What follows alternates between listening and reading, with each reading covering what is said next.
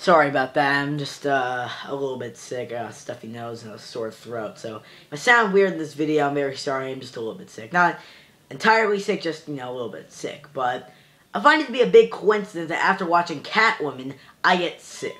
So either that this is just a big coincidence and I just got sick because, well, I need to be sick sometimes.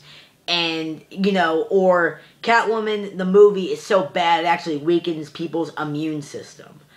But, other than that, what I've watched, it was nothing well. It was nothing well. It was nothing good. It was complete and utter ass. This movie is terrible. Like, insanely terrible. It's so bad, it's worse, and dare I say it, worse than Batman and Robin. Yes, it's worse than Batman and Robin. I swear to you. And, give Batman and Robin some credit. It's actually so bad, it's actually kind of funny at sometimes. With all its over-the-top lines and cheesy tone. It's actually kind of funny. That's how bad it is. But this is so bad, it's just bad. It's not even laughably bad. It's just bad. To the point where you just want to, you're afraid. You're fearful of how more bad this movie will get. And here's my biggest complaint and biggest issue with this movie entirely. It has nothing to do with the character Catwoman. It may say it's Catwoman on the box. It may market itself as, Catwoman. It has nothing to do with Catwoman. It has as much to do with Catwoman or Batmonth, I don't even know why I'm reviewing this movie, as my t-shirt has to do with Batmonth. I'm wearing my Voltron shirt because I can't find my Batman Arkham City shirt, but I'll try finding it. But this has nothing, this should not have been called Catwoman, because it has nothing to do with Catwoman. The character in this movie is nothing of the character in the comics. The character in the comics was a character named Selina Kyle, who dressed up in a cat burglar outfit, hence the reason why her name was Catwoman, and, was sort of an anti-hero, and was sort of the female equivalent of Batman. Here, her name is Patient Phillips, and she's part human, part cat, and a line of cat women, and she fights crime. I swear to God, that is basically it. Another problem with this movie is that they go with the exact same origin that they did with Batman Returns, or something along the lines of the exact same. Don't believe me? Okay, well, let's see how it is. In Batman Returns, you have Catwoman, she's working for a business, and she finds out that the business is doing something devious and evil, and they try to kill her. Same thing here. She works for a business. The business is doing something very evil and devious. She finds out. They try to kill her. She gets killed. She's brought back by cats. That is the exact same thing here. People are going to be confused. At first, I was, when I watched it, I was like, wait, is it tied to Catwoman in Batman Returns? Or is it, like, something different? Or they reboot that Catwoman from that? It's confusing as hell. Entirely. And that's what I mean when it has nothing to do with Catwoman. They could have gone with the Selina Kyle's character. There's a lot of stuff to do with the Selina Kyle's character. In fact, like I said, she's like the female equivalent of Batman. She grew up alone, she didn't have parents, and she became somewhat of a crime fighter. She's the female equivalent of Batman. You could have filled a whole movie with that. We could have learned what happened to her parents or something like that. But no, instead, make way for Patient Phillips, the half-cat, half-chick that's in a Catwoman porno outfit. That's another thing about this movie. The Catwoman outfit here, it's completely and utterly it's basically like they took the Catwoman costume from all of the shows, all of the cartoons, all of the movies, and basically said, we're gonna just completely ruin that outfit. We're gonna ruin that iconic outfit, that iconic character, and just say, fuck it, just completely. That's what they did here.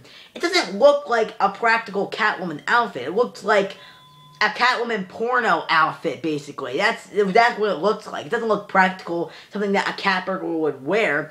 It looks like something that an actress in a porno Batman movie would wear, basically. Nothing like a Catwoman outfit. But the person that portrays Catwoman in this movie is Halle Berry. Now, Halle Berry has done a couple good movies. She even won an Oscar. And when an Oscar-winning, actor or actress or whatever, when they, win an Oscar, you think, oh, well, they won an Oscar, they're probably one of the best actors ever. No, not here. She is terrible in this movie. She has no emotion in this movie. Like, literally not a single emotion. Not even when she's, Catwoman. She's terrible in this movie. Not even 90. Every actor in this movie is terrible. Terrible in this movie. Even Sharon Stone is in this movie. She plays the villain. I'll get to the villain thing in a minute. She's terrible in this movie. Absolutely terrible. And again, she's done a couple good movies. I'm not going to lie. But here, she is terrible in this movie. Like, what's with all these good actors and actresses in this movie, and then they completely are terrible in this movie? Like, what's with that? Like, they are not trying. But then again, if I looked at that script, I would be like, okay, I'm just not even going to try today. I actually kind of don't blame them. But going to the villain thing, the villain is Patient Phillips, like her boss, who's portrayed by Sharon Stone. And you want to know her big scheme? You're probably thinking, oh, well, what's she gonna do? Does she want to rob all the banks in the city? Does she want to blow up the planet or something stupid like that? No. Those would be actually good compared to this plot. Her entire villain scheme is to make a certain type of, like, cosmetic, like, makeup that harms people's skin. I wish I was making that up. That is the actual villain plot in this movie. I've heard better villain plots from 5-year-olds that have watched Batman movies or Catwoman movies or whatever. That's the villain. I swear to God, go watch the movie. That is the exact villain plot here.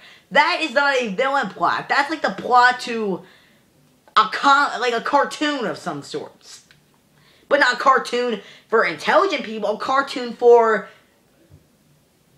dead people. Because only dead people will get that. It's terrible. It's just bad. Bad all around. But this movie is just a bad movie in general. If you did not know a single thing about Catwoman, you would still be pissed off about this movie because it's just a bad movie. It's got terrible acting, terrible plot, terrible special effects, which is kind of ironic because Spider-Man 2 came out that same year, and those special effects look damn near amazing. Or maybe it was because of the budget, I don't know. But everything in this movie is terrible. Everything. Every last stupid simpering moment in this movie is bad. Just not even bad. Terrible. Asinine. And every meaning of the word bad, it is just bad. Do not watch this movie. To the point where you should not watch this movie. It's worse than Batman and Robin. So that should say enough for you not to watch this movie. It's just bad. And that's why I'm giving it no batarangs out of any batarangs. This movie does not deserve anything. And let's hope that Anne Hathaway does a better job than Halle Berry in The Dark Knight Rises. In fact, her costume looks better than the costume here. That's bad. I still like the costume here in Dark Knight Rises, but this one was terrible. It was terrible, bad, terrible. So, stay tuned next week when I review some good Batman movies. 3 of them, to be correct. Some good Batman movies, thank God. Need that break, thank you. So tune in next time. Same movies time, same rule channel. God, was this movie effing unbelievably bad. Terrible. Don't watch it. Don't. I'm telling you, don't. Do not. Please. I cannot say that enough.